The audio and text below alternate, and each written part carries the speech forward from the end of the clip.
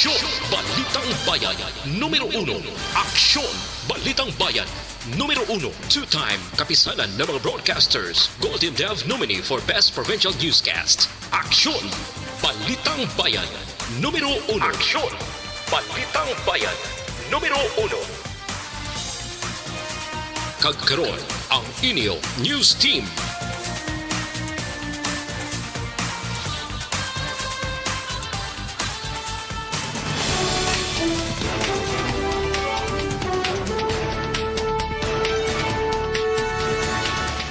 Sa ato nga panguna ang mga pangulong dinalan sa mga balita lokal. Dentista aksidente na kabunggo sa Ceres ang inasakyan na iloy nga sakay sini patay. Paggamit sang baton stick ginatugutan sa BCPO sa pagpatuman sang health protocols. Sa mga balita nasyonal, pilot implementation sang face-to-face classes sa mga eskulahan ngayara sa low-risk areas para sa bilog nga bulan sa Enero, ginaprubahan ni Presidente Duterte. Presidente Duterte ginsertipikahan nga urgent ang 2020 General Appropriations Act kag Bayanihan 2. Maayong aga Bacolod, maayong aga bilugabahin sang Western Visayas. Karon nga adlaw Martes, December 15, 2020. Ang inyong news team, Aksyon Dorel kag Aksyon Boy Duran. Ang mga balita lokal, pagkatapos lamang sini.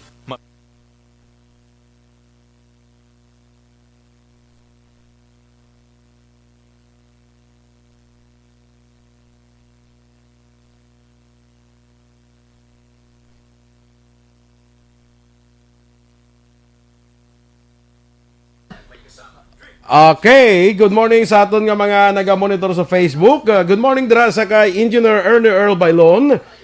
Kag kay migo naton Roberto Juan Bolgallo dira sa Las Vegas, Nevada.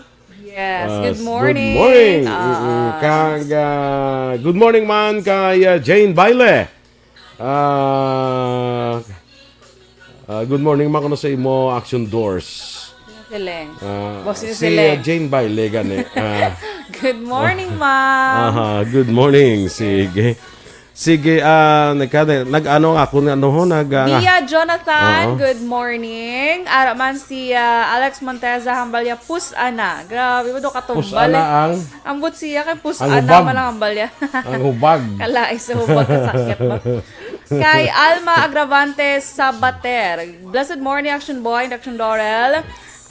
Keep safe, God bless. Kay Erwin Gonzalez, good morning, Action Boy and Dorel. Monitor lang siya sa Maaw, Action Boy. Si Alex Montesa, paniti na kay Kudkurunta sang maayad. Ang mapait mo nga balita sa adlaw sang Martes. Maayong aga pa. Mapait gid May aga pa pa boy. Gabi mapait gid siya. Mapait Doon nga palaya balita. ba? Sheila Alagos, good morning. Kay Grace Torrecha de la Cruz, good morning man. Ma'am Vanessa Mayo, howdy guys. Ay, nadula. Howdy guys, maayong afternoon. Action Boy and Miss Beautiful Dorel. Listening now to Action Radio. TikTok ta Action Boy. Nan. TikTok ano? Wala ka pa yung kumpisa sa TikTok mo, Ma'am Van. May TikTok na niya si Action Boy. Di ba? I think last year pa yung TikTok mo ay, no? Hindi ko magsala. Sang daw hindi pas lang uso kita ang TikTok. Bantay lang sa January 20-something. Kalay. Ato na sa kay amigo naton Juan Bolo, kitaon na to ang mga kapungguran tanga makuan ko ato nagitanaw. G, kitaon daw ako na punggod, sir. Galantaw na to sa widescreen niya ho sa nga aton super nga wide pa programa. naman ang daan. Super wide pa naman ang daan. Mangani. So, magsiling ka widescreen na. Antoinette Piliado, good morning man. Kay Dodoy kag Arlie Piliado, kay Melcho Aplahas and Sawi sa La Carlota from Canada. MJ Hunco Bailon from Kabakungan, La Castellana. Good morning, may aga sa tanang nga taga La Castellana. Sana pa ko nakalagaw sa cafe nila man. Amo ginang gusto ko lagaw na Action Boy mo kay do medyo layo-layo. Pero sige lang. Gina-great man gali ni Jane Baile ang iyas nga father, no? Si Mr. Renato Baile dira sa may ilog. Good morning dira sa imo, Tokayo. Tokayo kami yara na to. Baile. Tokayo ka mo. Tiwoti kay... Yung susulik ko may number. Susulik.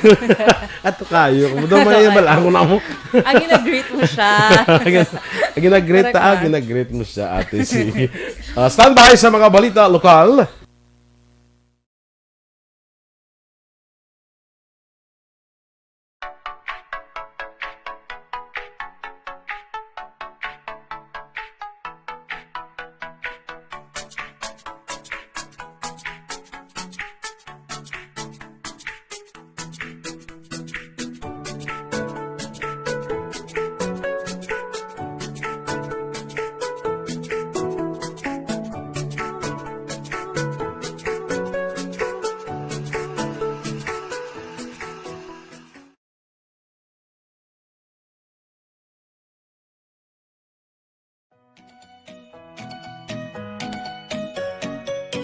Numero 1.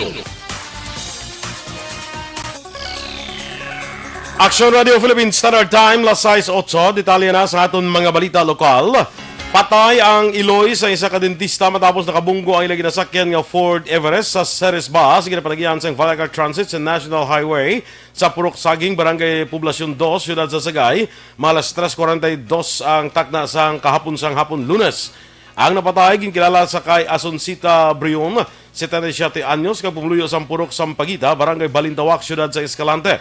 Sa interview ni Aksyon Radio correspondent Roger Gutib sa driver sa Ceres Bus, naging kilala kay Ramonito Bagayo, 38 anyos, ginaligar in agaw sa Fort Everest. Nga gindala sang dentista ang kilala kay Charlotte Macasling, 42 anyos ang iyas nga dalan kag sang nakita sini sa malayo pa gilayo na siya nga nagpundo. Sa investigasyon naman sa Sagay City PNP, mahimo nga napiyungan si Macasling, rason nga nagdiretso ang iya ginadala nga salakyan sa Ceres Bus. Sa karon 3 sa napulo ka pasahero sa Ceres Bus ang gindala sa ospital, bagod sa pilas nga naangkon apang luwas naman sa kataragman. Si Macasling kag isa pa niya kaupod sa salakyan. Si Bagayo ang temporaryo sa karon nga preso sa custodial facility sa Sagay PNP.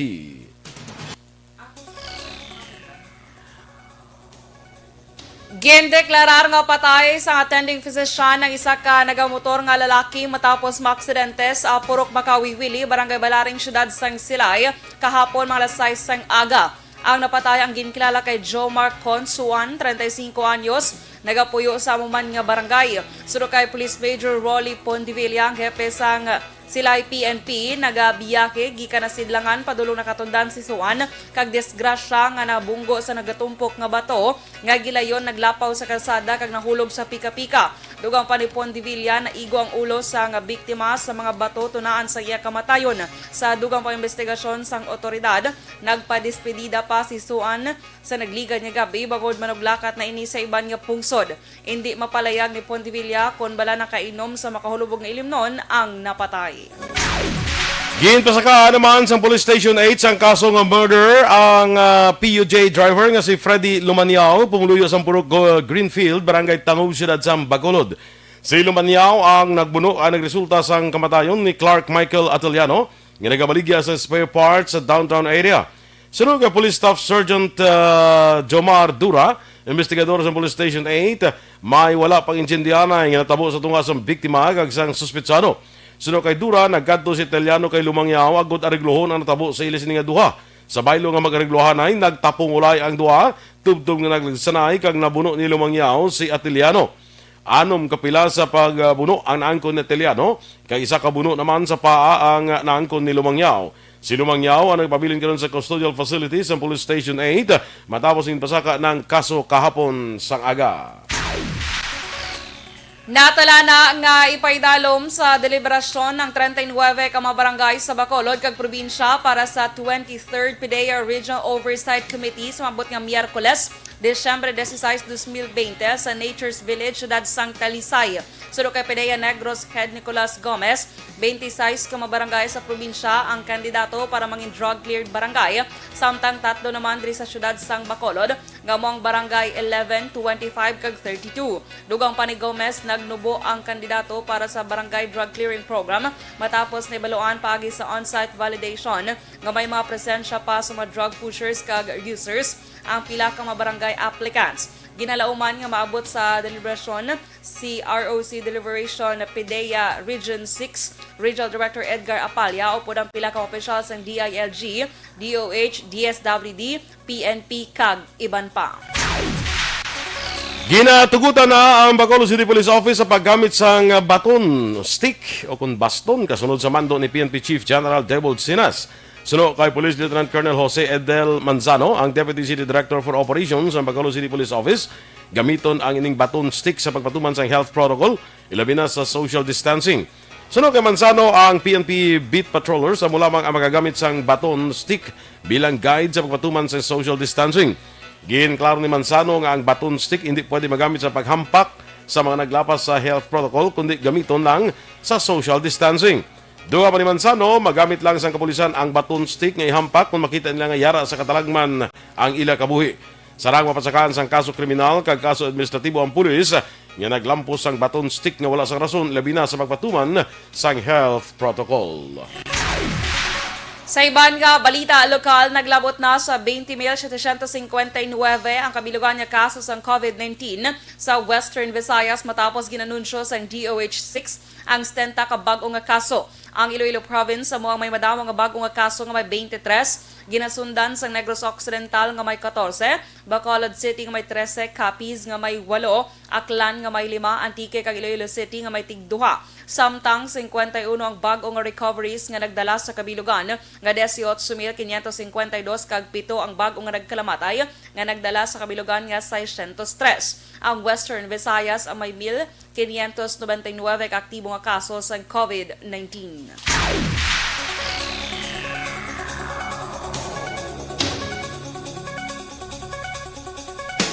Nadak pa naman sa bypass operation ay isa ka driver sa Purok Rosas, Barangay Zone 6, Siyudad sang Talisay. Ang nadakpan gikilala kay Juji Albert Venus, 31 anyos, kapumluyo sang amuman nga barangay. Gin pangunahan mismo ni Police Major Jigger Jimeno, ang hepe sa Talisay City PNP, ang ining operasyon kanabaklan sa inapatian Shabu si Venus. Kaya gilayon man nga nakonfiskar ang balor 36,000 pesos sang illegal nga droga, 21,000 pesos nga benta, kag 500 pesos nga buy-bust money. Ang ining si Venus karon preso na sa custodial facility sang Talisay PNP kag mga patubang sang kaso sa paglapas sa Republic Act 9165 o ang Comprehensive Dangerous Drugs Act of 2002. Ginaulat pa sa Negros Occidental Police Provincial Office sa kunokpo ang resulta gikan sa crime laboratory sa isa ka police corporal nga ginalagar nagpositibo sa ilegal nga droga. Suro kay Nokpo Deputy Spokesperson Lieutenant Abigail Donasco, yara pa sa talatapan sa Regional Headquarters Crime Laboratory ang ngalan sa ini nga pulis. Dugang pa ni Donasco may confirmatory test pa nga himuon agod mapamatud-an nga ini siya ang nagpositibo. Palayag sang spokesperson kung makumpirma nga nagagamit siya sa illegal nga droga, mahimo ini nga mga tubang sang grave misconduct kag maghimo nga makakas sa serbisyo. Aksyon Radio Philippine Standard Time, las 6:15. Kag sa ato naman mga ka-aksyon sa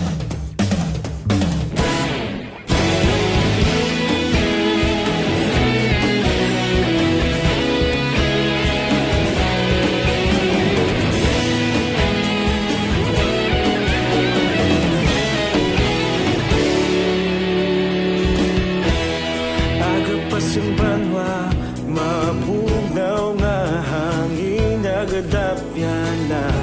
Ikaw na ginapamati ang namon ginasandigan. Tingog sang probinsya, kamatuuran ginapalak na. Minsay nga may dala, paglaom kag kasanag.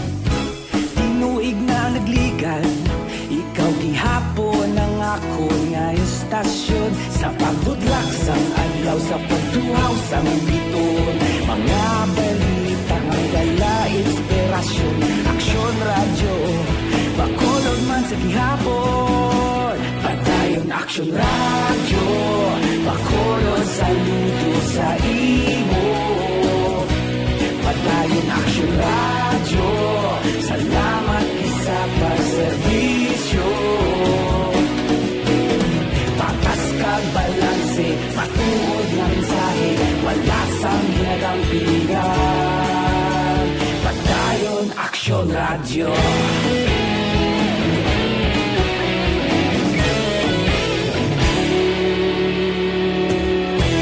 Makulong nun kag negro sanon inyong pamatian. Stasyon nga nagapalaplag sang kamaturan. Mabakod nga prinsipyo, reporter handa sa serbisyo. Kahapon, karun kag sa gihapon, kita magapadayon. Tinuig na nagligan, ikaw gihapon ang ako nga istasyon. Sa pagbutlak sang adlaw, sa pagtuhaw sang bituon. Mga balita na may dala inspirasyon. Aksyon Radio, bakolon man sa gihapon. Madayon Aksyon Radio, bakolon saludo sa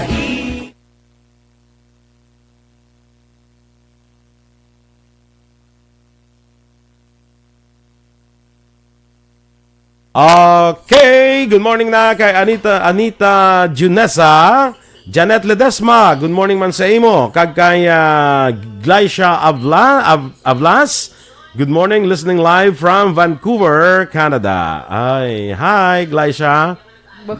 Tika yan pala sa kunya, hi boy. At hi Glycia. Good morning dira sa imo kung ano man na nga oras sa imo. Good evening kung gabi, no?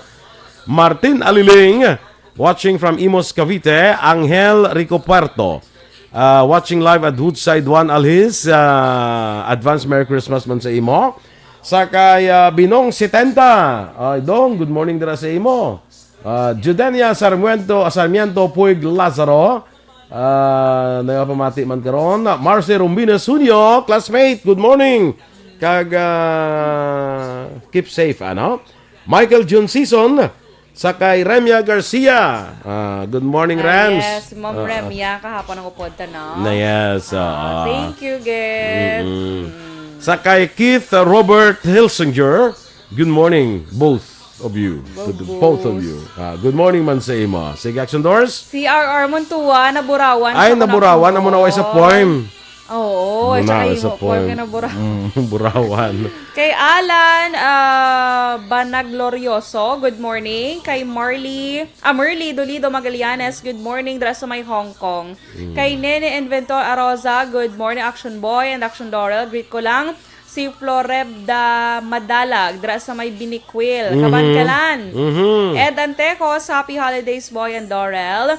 Bello Ryan, good morning. Kay Linlin Abeliana, dra sa may Barangay Tangob. Rinasti Dennis, Richard Tiboroma, good morning, Action Boy, to my beautiful mommy. OMG, wow, proud son here. Abo ka namin pakdulon, ano. Good morning to Energy Fans Club pag Regent Tan Villalon. Oy, ba in-invite ka ni Bia Jonathan sa ni Jonathan sa bunyag sang Yabata. Kita ito to Dennis ha, manenay. Manenay. Kita ito to Dennis ha, sa Saturday. Naman mo wala ka, dali ko man ni paliho. Ano yung may oil? May oil? Pinarito? Gusto ko sinanlag. Sinanlag naman ni gali wala oil, gali oil. Grizzlies. Grizzlies. Okay lang na siya. Oilless. Kay Flora, di na to, nalula na. Flora May Bakuli. Yes, Mirasol, good morning. Kay Josa Baligwat. Ay, ara sa quarantine facility. Ay, nagpuli sa gali. Yan one Action Boy.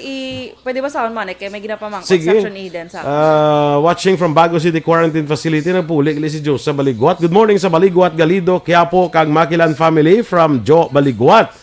Sa kay Joren sa Lapranya Ormando Docto. Good morning man. Victor Cadi. Shout out no sa Jerry family from Iloilo. Daisy Rupico. Benji Galvez, may agaman from Barangay Buena Vista, Himamaylan City. Yes, kasi manwa. Alex Montesa, TikTok no sa FB, tik sa Isabela. Ano na yan mo, Alex man? May Alma. basahan ka ni Frank Jocadis sa imo. Mabakasan ka ni Frank Jocadis karon. Good luck na lang kid. Alma Agravante, Sabater. Sige, welcome man. Jennifer Lopez, good morning sa sitio Tumalawas sa Mama Nena kag Papa Junior kay sa pamilya Lopez. Aris Lee. Okay. Aris Lee from Hong Kong. Kumusta ang Hong Kong sumon man? May mga balita kitang nasaga pero hindi lang ko makakuan ko ano gid. Rizal Lee, patami ako sa mga taga-Bago City PNP labi na gid sa naga-issues and Travel Authority. Super duper thank you sa bulig nyo sa akon kahapon. Ari ka na di maregle, kapuli ka na mare. Very good. Baw, may kayo nagpuli ka kay Paskwa. Yes. At least makapulo pa Maskwa ka man sa mga kumpare mo. Perfect. Sige. Charlotte de Latina, St. John Paul II Mountain, ga-follow gid ma'am. More power sa inyo. God bless. Yes. Sa din na siya? Sila yung Action Boy. Okay. Na nga resort. Dapat i-visit mo na Action Boy. Si Charlotte? Ang Pope John Paul. Pope John Paul. St. John Paul na mountain. Abi ko, na si Charlotte ang bisitahon ko. Pwede man. Gabi na accommodating si Manang Charlotte. Kilala mo ni siya? Nag-meet na ka mo? Yes. Okay. Dito sa ila mismong resort. Ilan eh? Oo. Okay. Ano yan si St. John Paul? Ang alan sa resort? Ano lang nila, amo lang naging name nila. Kaya tagiyagi na si Father Dilitina. Okay. Yes. Okay. Sige. Sila ang Gadol family, Action Boy. Katahom, visit mo soon. Sige. Arabelia John Sanchez, morning man. Rex Iturriaga, Cecilia Oleo, good morning, watching from Cebu City. Yes, mayong buntag Cebu. Mayong buntag, kumusta ka mo diha? Yolanda Alcayaga Galiagar, good morning man from sige. Rodelyn Alvarez Bayabado kag si Neil bro Neil Abordahe. Mugidayo. No sang kakuan ni sa LTO. Bro Neil, good morning sa imo. Zoraida Lucero. Sige. Standby na sa mga balita national.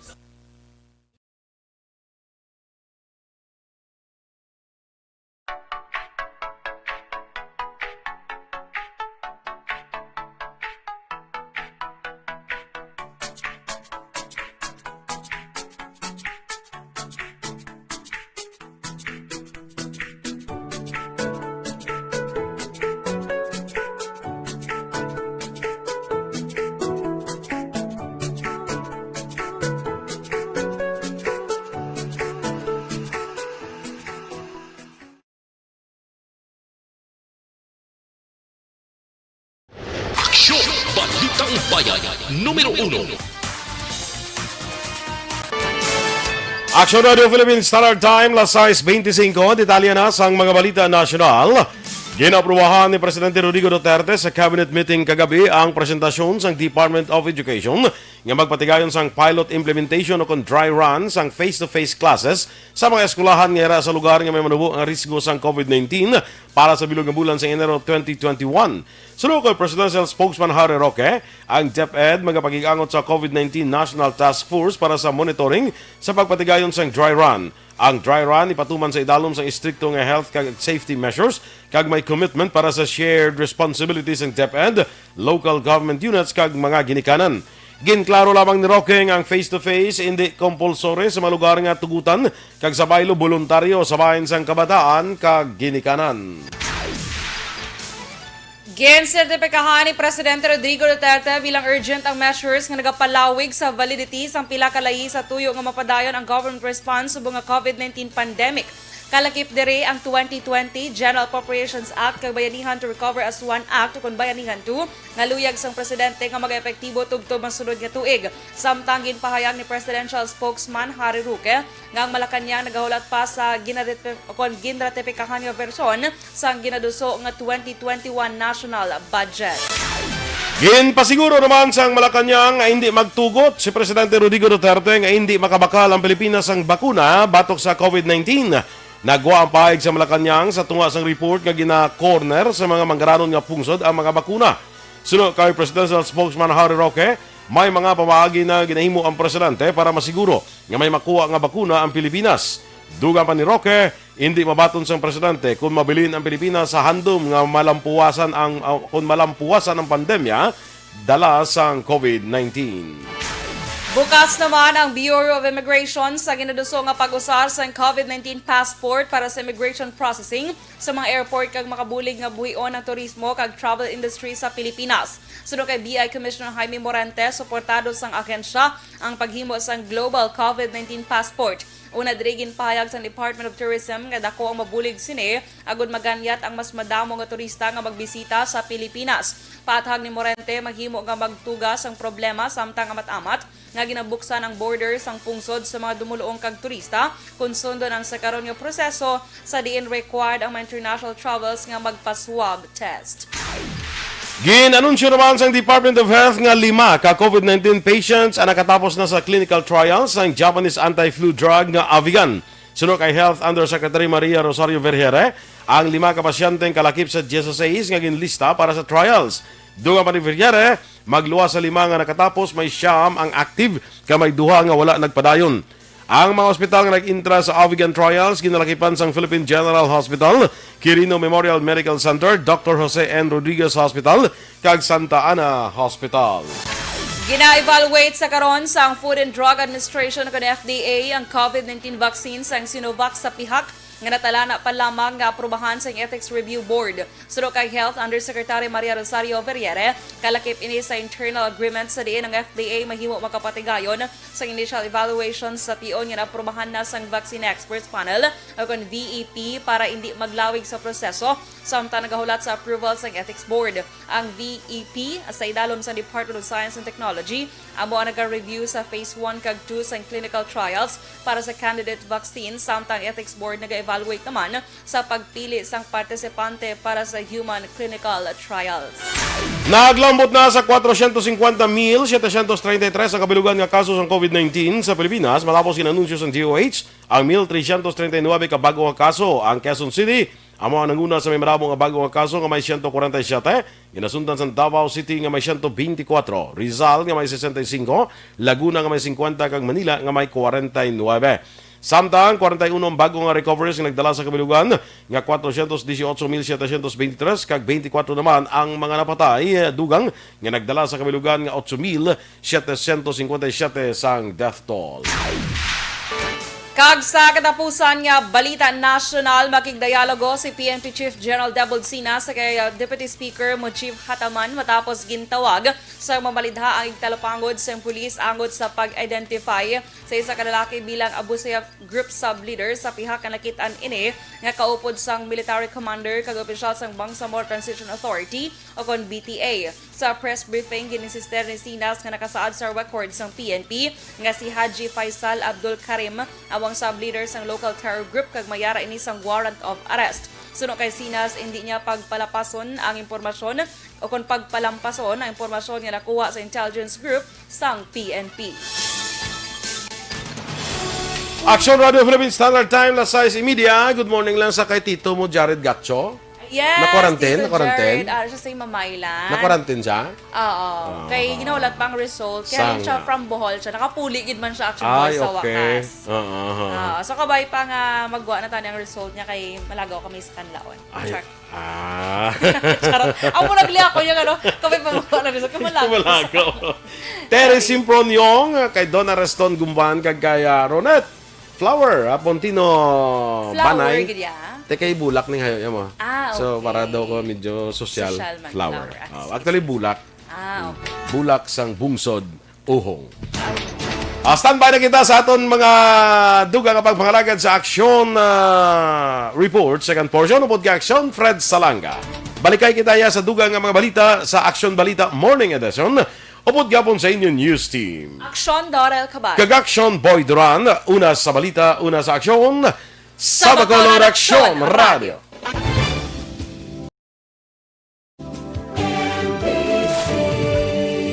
Manila Broadcasting Company. Sa balita, komentaryo, issue, serbisyo publiko. Aksyon Radio. Sa Bacolod, Aksyon Radio. Aksyon!